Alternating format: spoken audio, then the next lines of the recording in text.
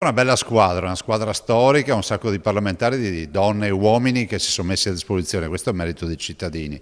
E poi abbiamo parlato dell'autonomia del Veneto, delle grandi aspettative che come Veneti abbiamo, nel senso che se si andrà al governo è giusto che l'autonomia sia il primo posto. Se si andrà al governo, giusta precisazione perché oggi la strada per Palazzo Chigi è lastricata di dubbi e di difficoltà. Starà al Presidente della Repubblica trovare la quadra del cerchio. Da una parte il Movimento 5 Stelle è il primo partito in Italia, dall'altra il centrodestra è la prima coalizione, la più vicina alla soglia del 40%. Noi rispettiamo le scelte del Presidente della Repubblica che è chiamato dalla Costituzione a identificare una persona, un leader, un futuro premier che dovrà poi sondare i diversi gruppi politici.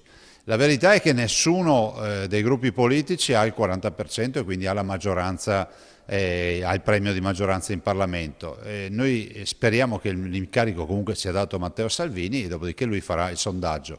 Nel sondaggio non farà altro che proporre il nostro programma, quindi autonomia, sicurezza, ordine pubblico, l'immigrazione, il sociale, la flat tax, le pensioni, la Fornero e quant'altro.